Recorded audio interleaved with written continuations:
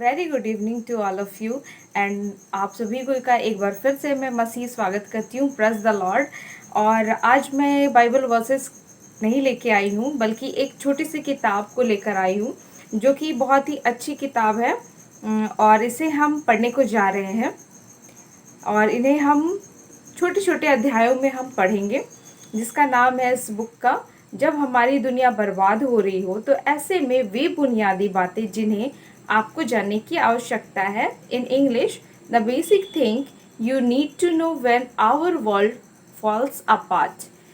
इस बुक को मैंने इसलिए चुना क्योंकि अभी बहुत सारे आप न्यूज़ चैनल पे भी देख रहे होंगे कि अभी लड़ाइयाँ ही लड़ाइयाँ हर ओर से सुनी जा रही हैं। महामारियों का आतंक फैला हुआ है, संक्रमण तेजी से फैल रहा है जो कि थम चुका था, एक फिर से फैल रहा है। तो ऐसे में वचन में लिखा हुआ है कि ऐसी बातें जब तुम सुनो अपनी चारों ओर, तो ये जान रखो कि मैं जल्द आने वाला हूँ, यानी कि यीशु मसीह जल्द आने वाले हैं। तो वे बुनियादी बातें कौन सी हैं जिन्हें हमें जानने की आवश्यकता है। और ये बहुत ही अच्छी बुक है। आपको अगर चाहिए होगा तो आप कमेंट बॉक्स में आप अपने एड्रेस, अपने फ़ोन नंबर्स को दे दीजिएगा कि हम ये बुक आप तक पहुंचा सकें। और अगर आपको ये इंग्लिश में चाहिए तो ये आपको भी बतानी होंगी, क्योंकि ये अभी हमारे पास हिंदी में अवेलेबल है। तो आइए हम पढ़ते हैं। जिनके पास बुक नहीं है कोई बात नहीं, मैं इसे आपके लिए पढ़ देती हूँ। इसमें फर्स्ट ऑफ ऑल हमें ये बातें बताने के लिए, जो बुनियादी बातें हमें जानने की आवश्यकता है, उन बातों को बताने के लिए यहाँ गवाहियाँ दी हुई हैं, कुछ गवाहियाँ दी हुई हैं। आइए हम उन्हें पहले पढ़ते हैं। यह नेपाल के एक गांव में शनिवार 25 अप्रैल 2015 सुबह के 11:56 का समय था। सर्द हवा से बचने के लिए पारंपरिक वस्त्र और इनके ऊपर गर्म स्वेटर पहने हुए एक युवा स्त्री हमेशा की तरह उस शनिवार की सुबह भी अपने 2 बच्चों के साथ चर्च गई हुई थी। जिस समय वह सभा में बैठी हुई थी तो उसी समय अचानक पूरी इमारत जोर जोर से हिलने और डहने लगी, क्योंकि एक जबरदस्त भूकंप ने पूरे देश को हिलाकर रख दिया था। उसने तुरंत अपने दोनों बच्चों के हाथों को पकड़ा और छत से निकलकर घर की ओर दौड़ पड़ी। जब वे दौड़ते हुए अपने घर के पास पहुंचे तो यह देखकर स्तब्ध रह गए कि उनका ईंटों का घर ढह चुका था और उस स्त्री की सास घर के मलबे में मृत पड़ी थी।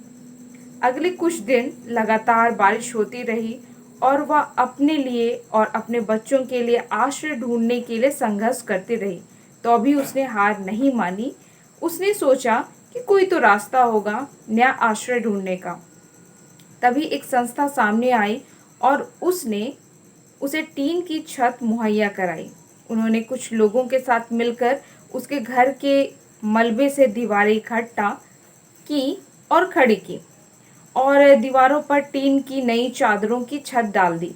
इस आपदा के बावजूद उसने समाधान ढूंढा और इस समय पहले से थोड़ा अलग लेकिन एक नया जीवन व्यतीत कर रही हैं और उन लोगों की आभारी हैं जिन्होंने उसे सहारा दिया और उसके घर को दोबारा बनाने में उसकी सहायता की।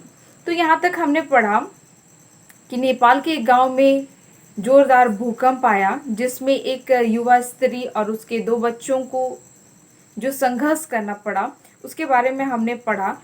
और आगे हम और एक पढ़ने जा रहे हैं एक और गवाही की बात को, जो कि है एक युवा लड़के की।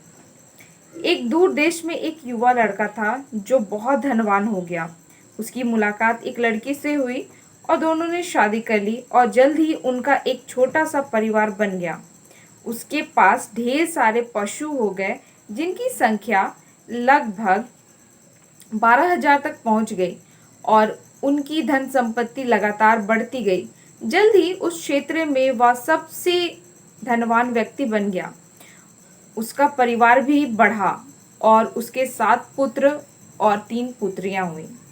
जीवन बहुत अच्छा चल रहा था और जल्द ही उस व्यक्ति ने अपने आप को बहुत प्रभावशाली मित्रों की संगति में पाया। वह और उसका पूरा परिवार समुदाय के धार्मिक कार्यक्रमों में सम्मिलित होता था और ऐसा लग रहा था कि उसने वो सब हासिल कर लिया था जो वो करना चाहता था। लेकिन अचानक विपत्ति आन पड़ी।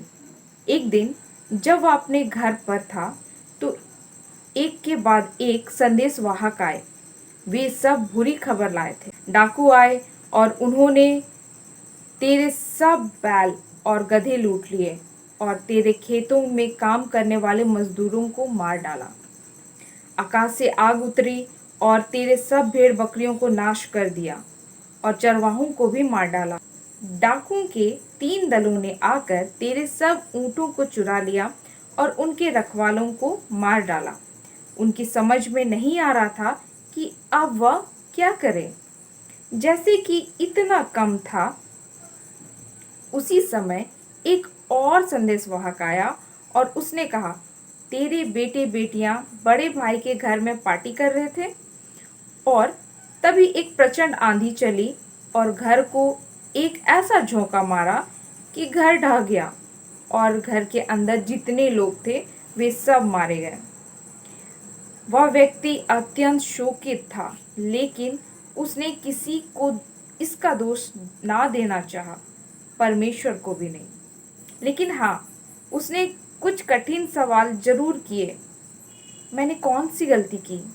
परमेश्वर मुझे क्या बताना चाह रहा है?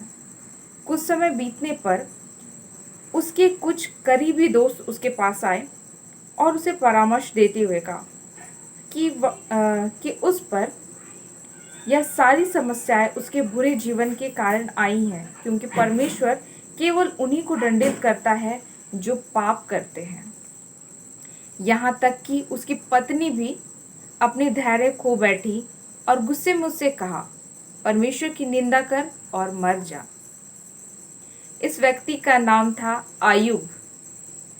बाइबल में उसके विषय में एक पूरी पुस्तक है।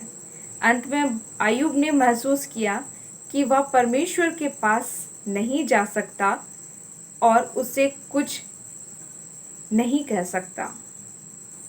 परमेश्वर केवल यह चाहता था कि आयुब उस पर अपने भरोसे को दिखाए। वह यह संदेश देना चाहता था, आयुब, जब तू इस भौतिक संसार के विषय में कुछ नहीं जानता कि यह कैसे चलता है, तो मुझे ना बता कि नैतिक संसार को कैसे चलाना है। आयुब को केवल एक ही बात का ध्यान रखना था, उसका प्रति उत्तर।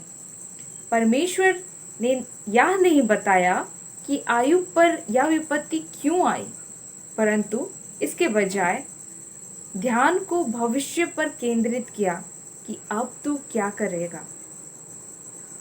फिर अंत में जब प्रभु बोला तो आयुब निरुत्तर हो गया। आयुब के मुख प्रत्युत्तर से उसकी वो गहरी पीड़ा और हानि कम नहीं हुई जो उसने झेली थी, लेकिन इसने इस बात पर बल दिया कि दुख सहते हुए भी परमेश्वर के उद्देश्यों पर भरोसा रखने का क्या महत्व है। भले ही हम ना जानते हो कि वे उद्देश्य क्या हैं, अंत में हमें पता चलता है, शायद हम अपने कष्टों की वजह कभी ना जान पाए, तो भी हमें परमेश्वर पर भरोसा रखना ज़रूरी है। आज के लिए इतना काफ़ी है और आगे हम फिर से पढ़ेंगे। अभी तक हमने पढ़ा है कि पहली बात हमने एक स्त्री के बारे में पढ़ा था, नेपाल गांव की, जो कि चर्च गई हुई थी और एक भारी भूकंप की वजह से उसका पूरा परिवार, उसका पूरा घर तहस-नहस हो चुका।